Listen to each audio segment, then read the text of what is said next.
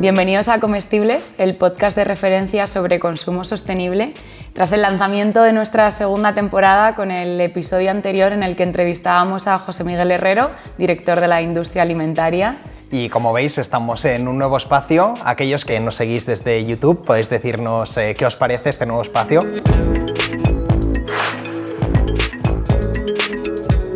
Y bueno, hoy tenemos con nosotros a María de la Cruz. Ella es licenciada en periodismo, campaigner en Change.org, la mayor plataforma de peticiones del mundo, además de fiel usuaria de Too Good To Go. Así es, un poquito adicta soy incluso a vuestra aplicación. Bueno, mil gracias por venir, María, nos hace muchísima ilusión. Gracias a vosotros por invitarnos. Y sobre todo que vengas a hablarnos también un poco pues eso, de cómo es tu día a día, ¿no? Y cómo a través de Change.org acercáis bueno, pues todo este activismo, ¿no? Y conseguís generar cambios tanto en el ámbito local como en el global. Y yo creo que para empezar, María, para aquellos que conocen más o menos Change.org, cuéntanos qué es Change, cómo tú llegas a trabajar en Change y finalmente qué significa esa posición de campaigner, eso que suena tan bien en inglés, qué significa eso en el día a día. Pues Change, aunque suene como muy corporativo, es la mayor plataforma de peticiones online del mundo. Yo soy campaigner y cómo llegué hasta ahí, bueno, campaigner al final no deja de ser que trabajo en el área de campañas, es una forma moderna de decirlo, pero no deja de ser que acompaño a las personas que inician peticiones en Change desde el momento en el que inician la campaña, durante todo el proceso de cómo llegar a medios, cómo mejorar el objetivo, que no siempre está bien elegido, ¿no? hasta la victoria, ojalá, ¿no? En los mejores casos. Y cómo llegué hasta ahí, pues la verdad es que fue a través de un WhatsApp, porque una ex compañera que había trabajado con ella en otro trabajo me mandó un WhatsApp que era literalmente: María, o sea, eres tú, con la oferta de Change, y lo abrí y dije, es verdad, soy yo. Entonces como que tuve muy claro que tenía que ir a por ese puesto y nada, pues tras un largo proceso de selección al final entré en Change como campaigner y acabo de hacer ahora mismo, además hace unos días, 3 años. Y nada, muy contenta. Enhorabuena. Muchas gracias. ¿Cómo hacéis seguimiento de las campañas? Hablabas un poco de eso, que la función de campaigners, ¿no?, es la de hacer seguimiento. ¿Qué significa eso a la práctica? Seguimiento es, pues, desde el momento en el que la inician, que muchas veces tened en cuenta que hay personas que crean una petición desde la furia, desde la rabia, desde la tristeza. Entonces no siempre está bien formulado el objetivo para empezar. O sea, hay veces que tú no puedes abrir una petición, o sea, puedes, ¿no? Pero quiero acabar con el hambre en el mundo. Vale, eso, o sea, todos queremos acabar con el hambre en el mundo, pero ¿qué puedes hacer tú y qué puede hacer la gente que firma esa petición para contribuir a que el hambre en el mundo se reduzca, ¿no? Pues a lo mejor hay que ir a un objetivo más global, a la aprobación de una ley a nivel local que promueve que en esa ciudad haya menos gente que tenga pocos recursos, por ejemplo, me lo estoy inventando ahora mismo, ¿no? Pero desde ese momento, desde la formulación del objetivo hasta la redacción del texto, pues por ejemplo, hay gente que inicia una petición pero no cuenta una historia personal y la tiene. Entonces nosotros también hablamos con ellos, les llamamos, oye, cuéntanos, ¿qué te ha pasado? ¿Cuál es tu problema? ¿Cómo podemos contar esto? Y al final no conectas igual diciendo, pues mira, una estadística, que diciendo me pasa esto y como a mí me pasa esto, hay mucha gente en España a la que le pasa esto, por eso pido esto. Entonces, desde el momento del lanzamiento, pues es una colaboración con ellos mano a mano, ¿no? Para ver cómo dejamos hecha y a punto la petición. Y después también hay una parte de cómo hacer que esa campaña crezca, ¿no? Que explote. Claro. No todas explotan, pero muchas sí. Entonces, bueno, cómo llegar a los medios, incluso cómo llegar a lo que llamamos el decision maker, que no deja de ser la persona que tiene la competencia para que ese cambio llegue a hacerse realidad. O sea, que sois un poco, de alguna manera, el marketingiano, ¿no?, detrás de todo esto. Sí, eso, y bueno, hay como muchas funciones. También hay una parte muy humana, porque al final la gente se piensa que Change es una plataforma online y las peticiones van ahí, ¿no? Pero detrás hay personas. Claro. Y muchas veces el hecho de conectar con una persona que te ayuda a sacar de ti lo que tienes dentro, que es lo que quieres pedir, les ayuda mucho, claro, porque, ¿no? Porque a veces es eso, tú puedes tener una historia personal y una petición muy clara, pero no sabes muy bien cómo llevar eso a una estructura de campaña, ¿no? Entonces ahí entramos nosotros mucho y luego eso, que no se quede ahí, que no sea un lo lanzo y ya está, ni siquiera que se queden lo lanzo y tengo muchas firmas, sino vale, ¿y ahora qué hacemos con esas firmas? Claro. O sea, ¿a dónde van? O sea, ¿quiénes son entonces las personas que suelen generar esas peticiones? ¿Qué tipo de personas son? Pues es que hay de todo, porque como además las temáticas son muy diversas, desde educación, sanidad, derechos de las mujeres, medio ambiente, es tan variado que muchas veces son personas que tienen un problema personal. La mayoría de la gente que empieza una petición es porque tiene un problema personal que a lo mejor antes no había caído en él, como no habremos caído nosotros, y se da cuenta de que hay algo ahí que tiene que cambiar. Entonces, partiendo eso de una historia propia y dándose cuenta de que eso afecta a mucha más gente, inicia una petición. Suelen ser esos familiares, pues, en el caso de salud, pues, o una persona que tiene una enfermedad o el familiar del paciente, por ejemplo, ¿no? O gente, por ejemplo, hay gente joven que ahora está empezando muchas peticiones relacionadas con el medio ambiente, porque debe ser que son los que están más concienciados y empiezan campañas para mejorar el medio ambiente. Hoy vamos a hablar mucho de alimentación, pero queríamos preguntarte cuáles son las tendencias hoy. Y hemos visto ya campañas que han crecido mucho dentro de Change.org. ¿Dónde definirías que hoy está la tendencia dentro de las peticiones que recibís? ¿De temática te refieres? Sí, sobre todo el termómetro de preocupaciones, ¿no?, de la ciudadanía. Es que digamos que hay como dos partes. Una que es las que están siempre, que son pues, temas que preocupan a las personas, a los humanos, como es la salud, eso seguro, la educación, lo que decía, medio ambiente, derechos humanos, derechos de las personas inmigrantes, derechos LGTB, o sea, hay una serie de temáticas que están siempre ahí. Y luego es verdad que según el momento político, según el momento de la actualidad, también hay tendencias. No sé, por ejemplo, me acuerdo hace como 2 años, creo que fue lo de los incendios de Galicia, pues ahí de repente hubo una oleada de peticiones relacionadas con los incendios.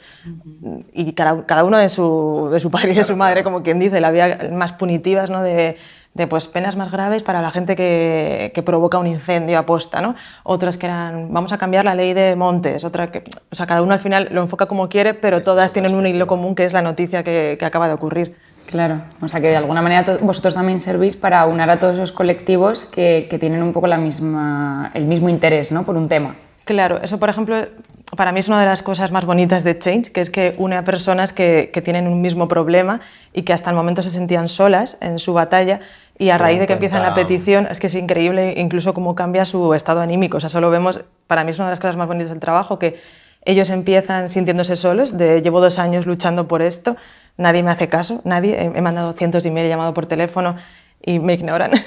De repente empiezo una campaña, incluso los primeros días, como, o sea, el hecho de que haya 5, 6, 7, 10, 200, 500 firmas, eso para muchos es como, ostras, no estoy solo, y encima recibo comentarios de gente que dice que le pasa lo mismo que a mí, que me apoya, y eso al final es, o sea, como que une, ¿no? E incluso hemos tenido peticiones que son muy similares, que al final les hemos puesto en contacto. De hecho, por ejemplo, las de los desperdicios de alimentos, al final se han hecho hasta amigos, ¿no? Los dos creadores, Manuel y Cristina, porque tiene sentido. Al final son personas que tienen una misma inquietud y a raíz de que están luchando por lo mismo se unen y se sienten apoyados por un montón de gente más, que son los que han firmado las campañas. Exacto. Luego nos cuentas quizás un poco más de esas 2 campañas, que tenemos 1000 ganas, ¿no?, de entrar un poco más en detalle. Sí que te queríamos preguntar, porque es verdad que estás hablando de muchos temas diversos, pero ¿hasta qué punto una persona como tú, campaigner, se implica, ¿no?, en esas campañas? Porque claro, hay temas a veces muy delicados. Sí, bueno, la mayoría, ¿puedes de hecho. dejar el trabajo en el trabajo o te lo llevas a casa? Es una buena pregunta, porque efectivamente la mayoría de las peticiones, como decías, empiezan por un problema. Entonces es imposible no conectar emocionalmente con la persona que hay detrás, porque además es que de verdad hablamos mucho por teléfono con ellos, o sea, es un acompañamiento que a veces dura hasta años, ¿no? Porque hay campañas que se ganan en el día 2, porque la cosa explota, pum, y el decision maker responde rápido y se gana, pero hay campañas que tienen un recorrido muy largo. Entonces, aunque hay etapas en las que tú tienes más contacto, pues en el momento del lanzamiento, en el momento de la entrega de firmas, esas cosas, sí que hay una relación constante. Entonces, es imposible que no se cree incluso una relación personal, claro, al final, con el creador de la petición. Y claro que es difícil desconectar porque al final son problemas como muy humanos y tú tiendes a ponerte en su lugar, es inevitable. Si no, podríamos trabajar en eso, si no hiciéramos esto, ¿no? Pero creo que el buen campaigner, o eso creo yo, tiene que tener también la capacidad de convertir ese momento de, vale, me doy un minuto de tristeza, ¿no? De joder, ¿cómo puede pasar esto, ¿no? Y ahora, ¿qué hago con eso? O sea, de convertirlo en, vale, ¿y ahora qué hacemos?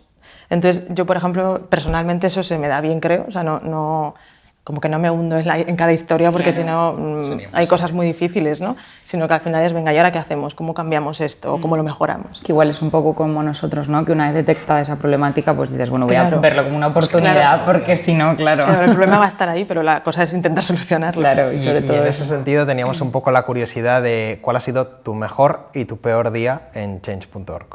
Vale, pues hombre, mejor siempre son las victorias. ¿Alguna en especial? Está claro.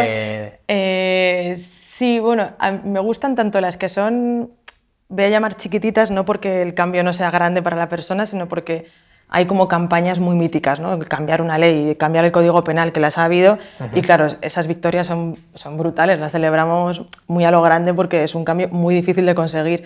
Pero a mí, por ejemplo, también me gustan mucho esas victorias que son grandes cambios en personas, en una persona a lo mejor. O sea, pues hace poco, por ejemplo, hicieron una entrega de firmas conjunta, dos niñas, bueno, las familias de dos niñas, una de ellas tiene la piel de mariposa, que es una enfermedad que con cualquier roce se te generan como heridas, y otra de las niñas, bueno, pues sufrió un cáncer, ¿no? Infantil. Y las dos detectamos que tenían cada uno su campaña, tenían el mismo problema, necesitaban un auxiliar en el colegio que estuviera acompañándoles continuamente, pero ninguna de las dos lo tenía. Y detectamos, anda, las dos son de Andalucía, anda, es lo mismo, tal. Y entonces, como que les pusimos en contacto, hicimos una entrega de firmas conjunta y tal, y al final las dos consiguieron el auxiliar. Que dices, oye, es una cosa muy pequeña, ¿no? Pero al final esa niña ahora puede ir al colegio y su madre está tranquila y su padre está tranquilo porque la niña está acompañada, por ejemplo. Y luego, también a nivel personal, porque fue una de las primeras campañas en las que trabajé, había una campaña de un señor que se llama Luis, que su hija tenía una enfermedad, entonces él tuvo que donarle en vida un órgano, ¿no? Que es una cosa de la que nunca se habla. Siempre pensamos en la donación una vez la persona fallece, pero también hay donaciones en vida.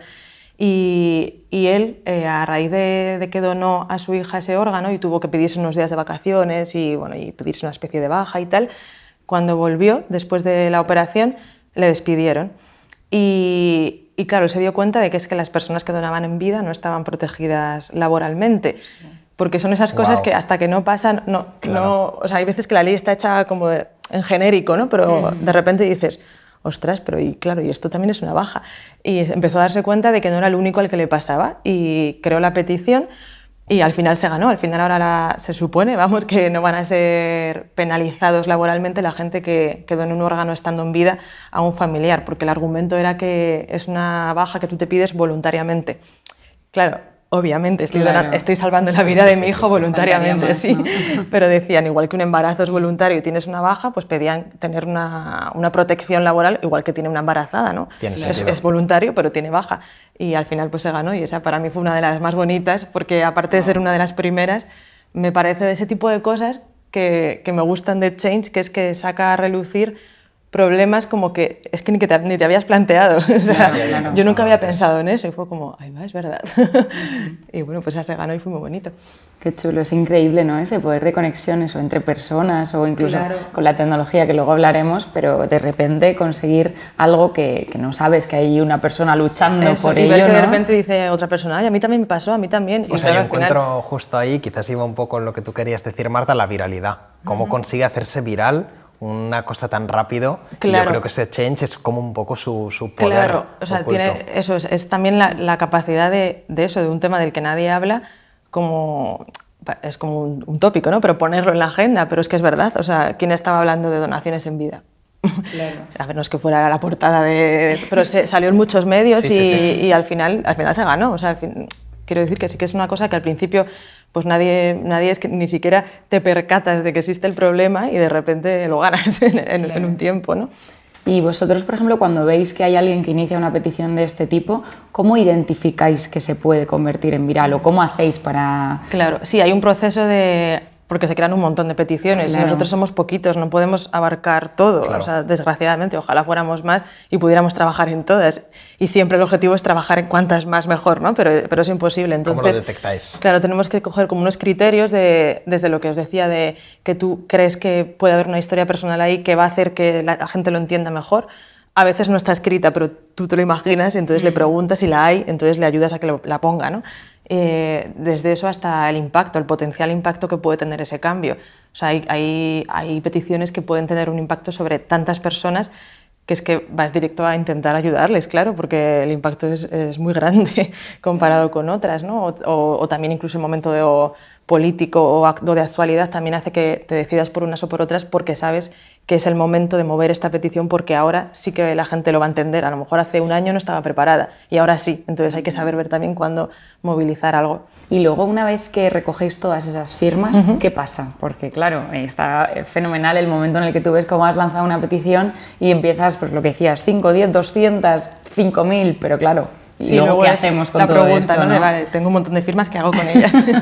O sea, también es un proceso paralelo que desde el principio tú también lo vas moviendo. O sea, no es solo recojo firmas, sino, oye, ¿por qué no vas escribiendo al destinatario un email? Oye, ¿por qué no pides una reunión para exponer el motivo que te ha llevado a empezar esta petición, ¿no? Sí, porque o sea, no te puedes quedar ahí, lanzo mi campaña y ya está, sino habrá que moverlo ahora, ¿no? Intenta salir en medios. Nosotros también tenemos esa parte de contacto con los medios de comunicación para intentar que ellos al final salgan en prensa y su petición pues crezca también a raíz de que salen en medios. Y luego, pues, por ejemplo, les ayudamos a organizar las famosas entregas de firmas, ¿no? Que es el momento en el que te plantas delante del ministerio, del ayuntamiento, de lo que sea en cada caso, con tu caja de firmas y dices, aquí estoy y no vengo solo, vengo con 300.000 personas que me apoyan y estoy pidiendo esto. Entonces, ahí también les ayudamos con esa parte de llamar la atención para que los medios cubran la entrega de firmas y para que no se quede ahí, sino que al final les reciban y eso pase a una reunión y de la reunión pase a un compromiso y del compromiso a un seguimiento y de seguimiento, ojalá, a la victoria. Son procesos muy largos, claro, cada una tiene su... pero es un poco el resumen. Pero creo que sí que es muy chulo, ¿no? Acercar a la gente que nos vea o nos escuche, ¿no? Porque yo creo que todos en algún momento hemos usado vuestra plataforma o al menos hemos oído hablar de vosotros, ¿no? Pero quizás no sabes muy bien cuál es... Exacto. Cuál es el típico de firmo y qué pasa. Luego también es verdad que la gente que firma sí que puede seguir un poco qué está pasando porque los creadores de petición tienen como una herramienta que sirve para ir actualizando el estado de la campaña, ¿no? Porque al final si no se quedaría en un pido esto, pero ala. Y yo creo que también la persona que ha firmado como que merece estar un poco al tanto de qué va pasando, ¿no? Y de enterarse de si al final gana también, claro. Claro.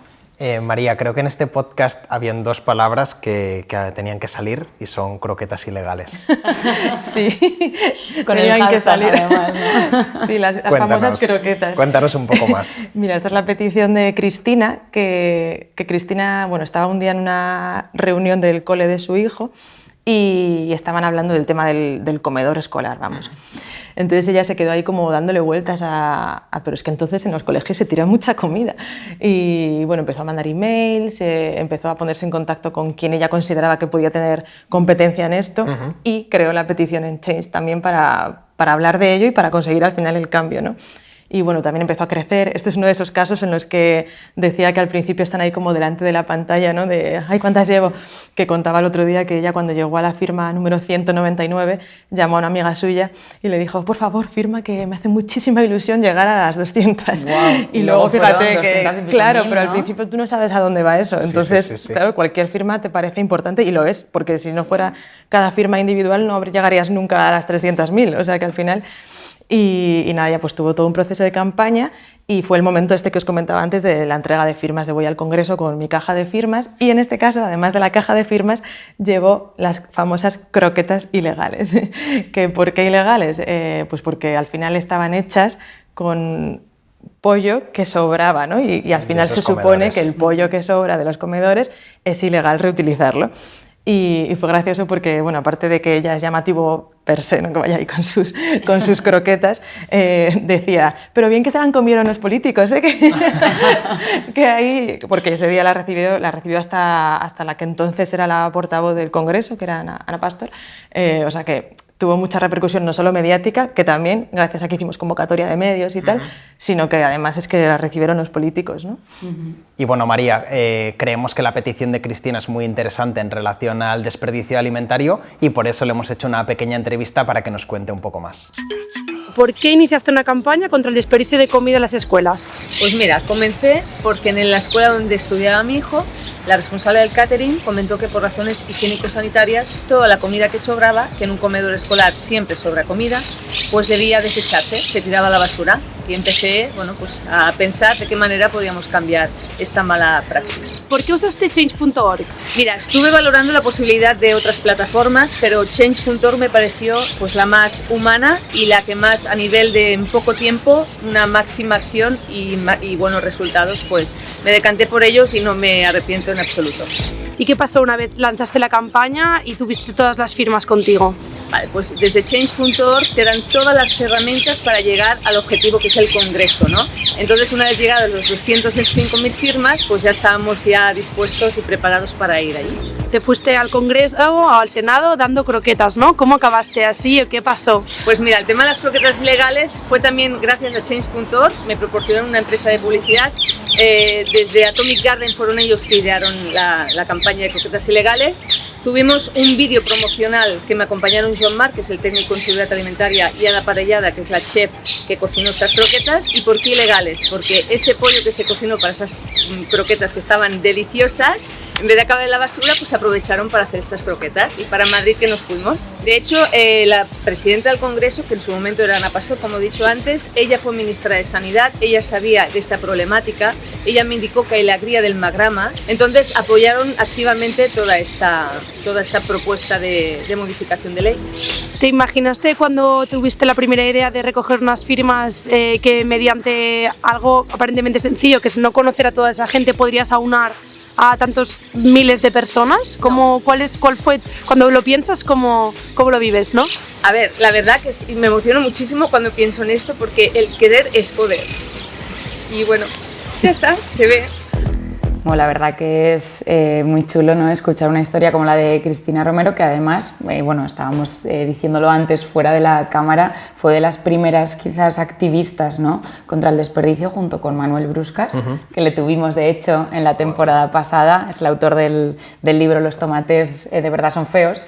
Y nada, si queréis verle o escucharle podéis volver a YouTube o a... Tenéis el link por ahí en algún sitio. Exacto, o a nuestros canales, ¿no?, Spotify y tal. Y la verdad que estuvo súper interesante. Y nos contabas tú que incluso ellos después les pusisteis en contacto, ¿no? Claro, al ver que su petición tenía... salvando las distancias, porque una se centraba en los comedores escolares y la otra se centraba en grandes superficies y supermercados, al final las dos luchaban contra el desperdicio de alimentos, ¿no? Entonces les pusimos en contacto y contaba el otro día Cristina eso, que al final se habían hecho amigos, claro, porque son dos personas que están luchando por lo mismo, cada una en su ámbito, y eso les unió, claro. Totalmente.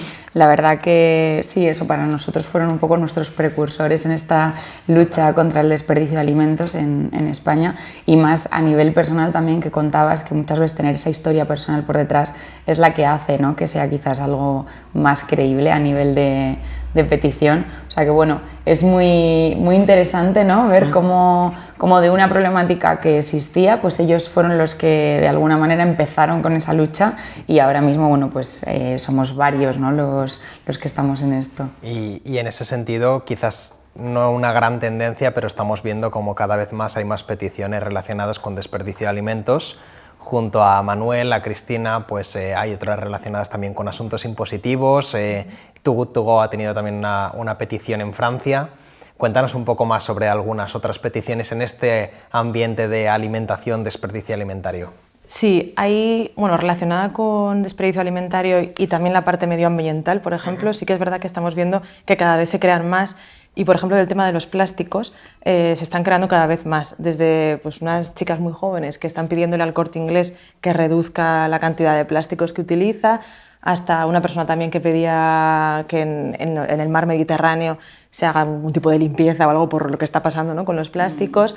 Y luego, más relacionada con los alimentos, no es tal cual contra el desperdicio de alimentos, pero sí que tiene que ver una que creó una persona que se llama Santiago, que él creó una petición pidiendo que las donaciones de alimentos que se hacen en las grandes recogidas de alimentos, el IVA correspondiente a los alimentos que tú compras para donar, el equivalente a ese dinero, se reinvierta en comprar más alimentos para donarlos, ¿no? Porque él hizo ahí como un cálculo y decía, joder, si todo el IVA que nos gastamos en la compra que luego va a la donación, con ese IVA se compran más alimentos, y al final calculó como que se podían dar, claro, el impacto de ser alto. Sí, alimentos básicos para un montón de personas durante un año. No me acuerdo ahora las cifras, pero la verdad es que hizo el cálculo ahí muy bien hecho y claro, merecía la pena porque decías, pues que se donarían muchísimos más alimentos. Sí es cierto que el IVA en ese sentido, si lo vas a donar, no tendría por qué pagarse, ¿no? Sí, Claro, sí, sí. claro. Y queríamos hablar un poco contigo de Too Good To Go porque nos han contado que eres una super fan, nos decías al No sé principio... quién nos habrá contado, pero...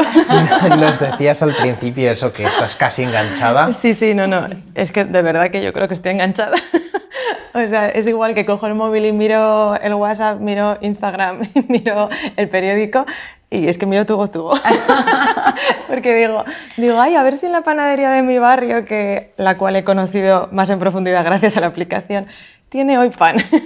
Y digo, uy, voy a ver si por mi zona hay algún sitio nuevo así, porque es verdad que me sirve también para conocer nuevos sitios, ¿no? de mi propio barrio, que es curioso que digas, no lo conocía antes, y gracias a la aplicación sí. Y no, lo uso muchísimo, o sea, vamos, la mitad de mis desayunos son gracias a Too Good To Go, sí, me parece de verdad una idea maravillosa, o sea, cuando lo descubrí fue como, Dios, ¿cómo no se le había ocurrido a nadie antes esto? Como decía Cristina Romero, ¿no? Que lo malo de Too Good To Go es que llegamos tarde. Sí, pero bueno, mejor Pero ahora bueno. que nunca. Claro, no hemos llegado tan tarde. No, pues hay una cosa muy chula que lo que hablabas antes, por ejemplo, de estas dos niñas de Andalucía que se conectaron, yo creo que también este poder de la tecnología que nos pasa a nosotros, que dices, joder, esa panadería de tu barrio que quizás no habías visto nunca o no habías entrado, ¿no? Con la tecnología eres capaz de repente de Quizás de habías pasado por la ¿no? puerta, ¿no? Sí, o sea, la había visto 1000 veces, pero la primera vez que entré fue por Too Good To Go. Y luego, pues estas navidades me he comprado todos los roscones de Reyes de esa panadería. Quiero decir que al final no es que solo les haya comprado con Too Good To Go, ¿no? Sino que al final eso también favorece el consumo de la panadería del barrio, mientras luchas contra el desperdicio de alimentos, mientras a ti además te sale, oye, más económico ese pack sorpresa, ¿no? que te llevas ese día. A mí de verdad que es que soy muy fan de Todo la ventajas, aplicación. ¿no, María? Sí, total. Todo ventajas. No es porque esté aquí, es que es verdad que lo pienso. Nos gustaba mucho la comparación entre Change y Too Good To Go porque es un poco el mismo concepto de raíz, el hecho de que pequeñas acciones cambian el problema. En cuanto a Too Good To Go, pues eso, pequeñas comidas que cada persona como tú o como todos aquellos Waste Warriors que compran una comida y luchan contra el desperdicio, un poco lo mismo con Change, cada petición ese más uno que acaba haciendo cientos de miles. Sí. Entonces es como ese poder bottom-up que tiene la comunidad, que tiene la sociedad para cambiar las cosas. Sí, es como de una cosita pequeña lo que se puede llegar a crear y además el hecho de que sea la tecnología es que, o sea, el activismo mediante la tecnología yo creo que es que lo contrario sería como incluso antinatural, ¿no? Si estamos tan inmersos ya en la tecnología, o sea, la usamos para todo, ¿por qué no hacer activismo con Internet? O sea, exacto. ¿Por qué tiene que ser solo en la calle? Que también, ¿no? Pero si yo me despierto con el despertador del móvil, miro el periódico online, hago a veces compras por Internet, ¿por qué no voy a hacer también activismo utilizando, pues eso, Too Good To Go o Change.org, que al final es Internet, pero es activismo real y al final trasciende de la pantalla, ¿no? O sea, al final es un cambio real el que estamos produciendo unos y otros. Creo que daría para una conversación súper extensa, ¿no? El cómo ahora vivimos una sociedad que está empantallada, ¿no? Y que vivimos totalmente, somos adictos a esto, pero bueno, ¿por qué no usar esto para cambiar las cosas? Como tú decías, como activismo. O sea, que en ese sentido yo creo que ambas partes nos ponemos la medallita, ¿no? Y decimos, bueno, es algo que... Sí, efectivamente, tanto la Change.org como tal o Too Good To Go, como desde luego la gente que los hace posible, porque o sea, si no hubiera gente que estuviera comprando packs, no existiría Too Good To Go. Si no hubiera gente que está creando peticiones y que las está firmando, no, o sea, Change no sería nada. Quiero decir que al final es increíble cómo a raíz de una cosa tan pequeñita, el hecho de que la gente se vaya sumando, pues eso en vuestro caso produce un desperdicio, o sea, una lucha real contra el desperdicio de alimentos y en nuestro caso cambios reales, ¿no? En nuestro caso hablo no de la gente que trabaja en Change, sino de toda la gente que está utilizando la plataforma. Bueno, yo creo que María es una auténtica Waste Warrior, ¿no? Lo soy. ¿Conocías el concepto? Sí. Hombre, claro, porque sigo. Del a ver si os creéis que no sigo en redes sociales. Eso también lo he visto, sí. Pues vamos a hacerte las preguntas Waste Warrior. Son 3 preguntas que siempre hacemos. Nada, no te asustes, al contrario, para conocer un poco más qué hacéis además de ser Waste Warriors. Así que la primera, si quieres, Marta. Venga, te la hago yo. Cuando no estás combatiendo el desperdicio, tu pasión es... Viajar. Wow. ¿Algún destino? Todos. No todos, es que me gusta mucho viajar y hacer fotografías mientras viajo, eso también sería el complemento. Qué chulo. Muy bien. Pues la siguiente, mi mayor desastre en la cocina ha sido... Mi mayor desastre en la cocina se produce habitualmente. Semanalmente. Y es que cada vez que cocino dejo la cocina hecha un desastre. No es tal cual el cómo cocinar, pero soy un auténtico desastre en cómo dejo todo, como Bueno, si hubiera pasado por ahí. Bueno. Sí, el resultado es bueno, pero luego tengo que estar media hora arreglando el desaguisado que Es curioso porque nos pasaba con José Miguel en el anterior episodio que decía, yo es que cuando hago algo con frito, pues se queda toda la cocina, ¿no? Y a mí si me preguntas mi mayor desastre no se me habría ocurrido la suciedad en sí, ¿no? Yo no sé cómo lo hago de verdad, pero utilizo como 200 cosas innecesarias y acaba todo, vamos. Muy bien, y la última sería, si solo pudieras tomar una comida para el resto de tu vida, ¿cuál sería? Es que no puedo responder a esa pregunta. Es que me gusta mucho comer. Solo una, ¿con cuál te quedas? Mira, esto va a sonar a que es mentira, pero lo que más echo de menos cuando no lo tengo siempre son las verduras, aunque suene como muy así light. Es verdad que siempre que estoy a lo mejor en el típico viaje que no puedes comer lo que quisieras, vuelvo a casa como, acelgas, por favor. Entonces, son muy creo que es realmente lo que no... O sea, no es que sea mi comida favorita, pero sí es sin lo que podría es un vivir. bicho raro de pequeña, ¿no? ¿Comida favorita? Acelgas. No es mi comida favorita, pero es la más imprescindible. Mi dosis de verde de vez en cuando. Muy bien, María, pues ha sido un placer tenerte aquí, gracias. que nos hayas acercado un poco más ese día a día de una campaigner como tú y más concretamente de Change.org. Nosotros estamos encantados de seguir trayéndoos a invitados a este podcast. Muchísimas gracias y eso, a todos los que nos seguís, para no perderos los nuevos episodios, podéis suscribiros al canal de YouTube o seguirnos en vuestra plataforma de audio. Seguimos.